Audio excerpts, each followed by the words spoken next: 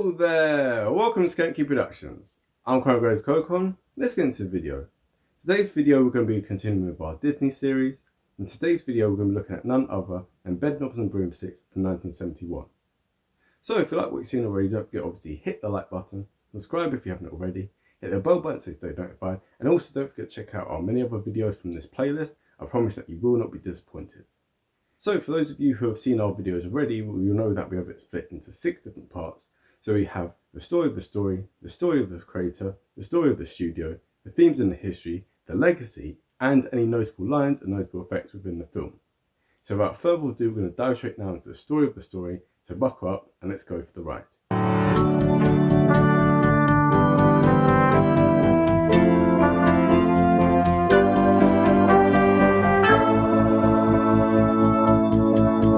So our story starts with a very long intro which lasts up to 4 minutes before opening up to the English coast in 1940. And as it's the Battle of Britain, we see 3 orphans. This is Charlie, Carrie and Paul, and they are being evacuated from London to Peppering Eye in Dorset, where they're reluctantly placed under the care of Miss Eglantine Price.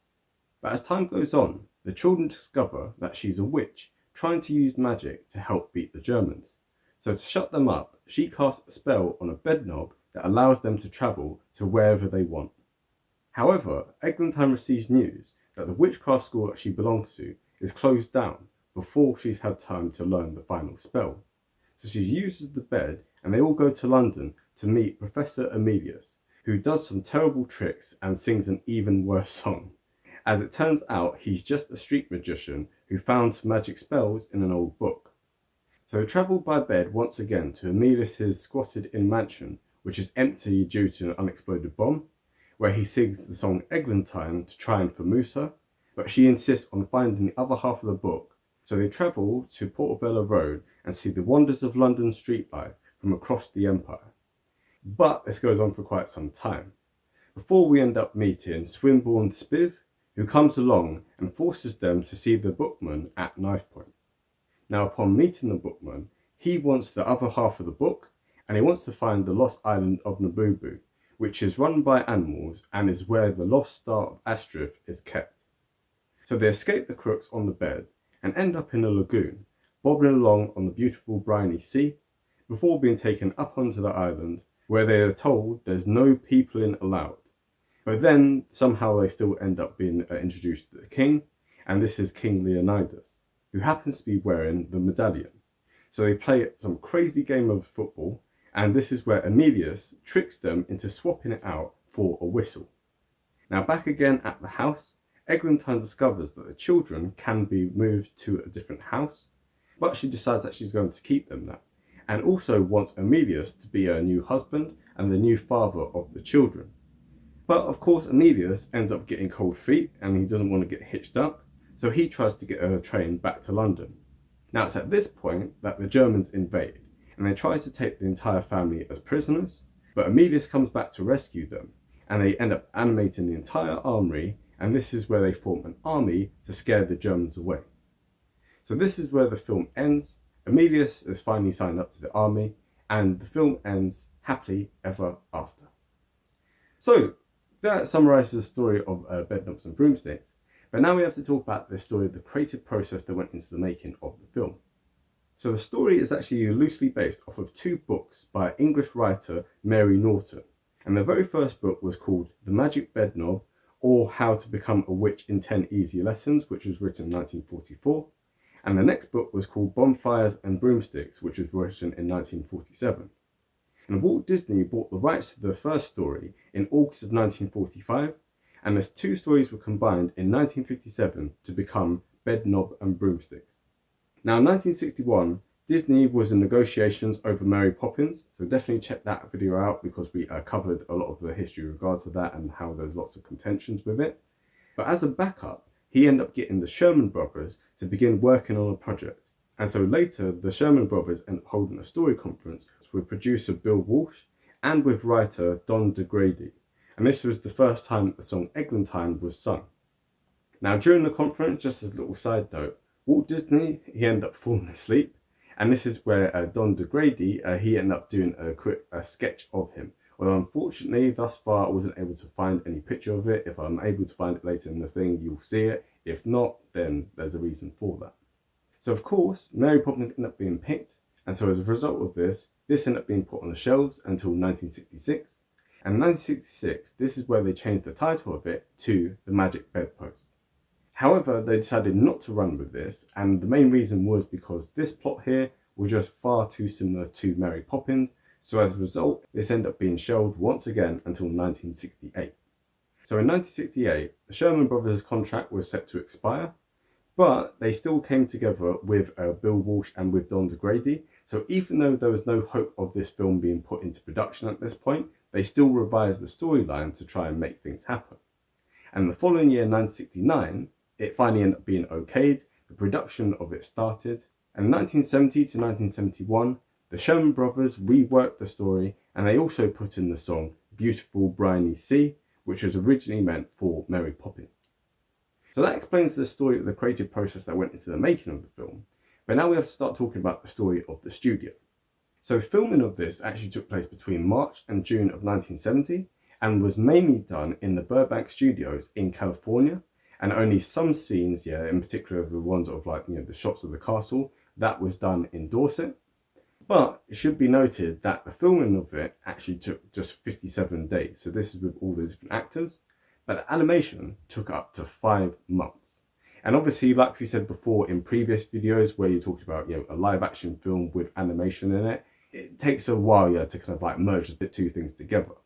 And actually, once again, they used the sodium vapor process within this film. And in particular, it was used for the football match, which was on the island of Naboo. However, there ended up being a lot of inconsistencies with this. And Milt Cole, who is of course one of the chief animators, he was really unhappy with how this was turning out. And so as a result of this, Ward Kimball ended up having to put in a lot of special effects, which meant that the entire film had to be storyboarded in advance, shot by shot, which caused Angela Lansbury's acting to, in her words, be very much by the numbers, which meant that her and the other actors basically had to do a lot of acting to pretend that these things were on screen, and sometimes it didn't always necessarily work out. So that leads us on nicely to the casting for this. So the role of Eglantine was played by Angela Lansbury, as we've just said, but originally she had wanted to be in Mary Poppins, but obviously Julia Andrews got the role for that. However, in the case of this film, Julia Andrews did not want it because she kind of hesitated. And so as a result of this is why Angela Lansbury ended up being picked for this. Next is the role of Emilius, and he is done by David Tomlinson. So he, of course, is the dad in Mary Poppins, so he's great in that. And originally they were actually going to have Ron Moody be in the role for this. So if you've ever seen the film Oliver, he is Fagin within that. However, Ron Moody, he basically was like, the budget is not high enough, you're not going to pay me enough to be in this. So he walked away from the project. So as a result, David Tomlinson ended up taking this role anyway. And actually, I think that, David Tomlinson probably did a better job than he necessarily would have done. Next, you have Roddy McDowall, who is Rowan Jelk in this. And he also appeared in the film Longest Day and also within Bug's Life. You also have Sam Jaff, who is the bookman, and he appeared in Ben-Hur. You have Hank Warden, who is one of the old Home Guard soldiers, and he appeared in many different John Wayne films. And you also had Reginald Owens, who's the Major General in this, but in Mary Poppins, he is Admiral Boone. And then finally, we have to talk about Bruce Forsyth. So anyone from England will obviously know him because obviously he's absolutely legendary guy. He passed a few years ago, and his catchphrase was "Nice to see you nice." He's in this film as Swinburne the Spiv, and I think that he plays an absolutely brilliant role. And it's actually quite interesting because I would never think that Bruce Forsyth could actually act, but in this he plays a very convincing role. And then of course you have many other actors as well. I didn't even mention the children, but none of the other people were in anything notable, so it's not really worth speaking about it. I mean, even Carrie within this, so she is the girl. She appeared in EastEnders very briefly for a few years in the 90s, but other than that, it's very minor characters, but still they contributed to the making of this great film. So that covers the story of the studio, and now we have to talk about the themes and the history. So in terms of the history of it, and obviously, talking about the themes, it's obviously set in World War II. At the time when the first book was written in 1944, World War II was still going on. And so the whole mindset of people at that time, especially in England, was very much shaped by that. So you can see multiple references to that, whether it's, evacuees and this, etc., etc. So it's actually quite a good reflection of what everyday life was like for ordinary people living throughout the war. How, the life of the children's completely disrupted because they had to leave London to go and live there. And also as well, of course, the Portobello Road scene is an absolutely brilliant demonstration of what England was like at that time, as well as many different people from across the empire. So you have Scots, you have Indians, you have Caribbeans, you have many different people from around the empire who were there at that time, obviously in service to king and empire. So that's something which is quite unique and stuff. And I think if the film was made nowadays, you might not necessarily have had such an emphasis on that. And I think in particular, the very overt patriotic nature of the film. So you have obviously the Portobello Road scene, but in particular the final scene where you have the animated armory. So this is where you have troops from all across British history coming once again, almost rising from the dead, to fight the Germans. So that scene there is very patriotic. And in particular, Eglantine's line in that, which is "Victory for England and St. George!" which of course is very patriotic. And I don't think that nowadays, if they were to make this film, I don't think it would have had so many patriotic overtures. But of course, films from the 60s and 70s, etc., still many of the people who were in this film, they would have lived through the war, many of them would have served through the war. So it obviously would have played a much bigger part of their psyche than it would people in today's audiences. So that's something to really note with regard to the themes and the history of it. So that kind of covers that part of it. And now we have to talk about the legacy of the film.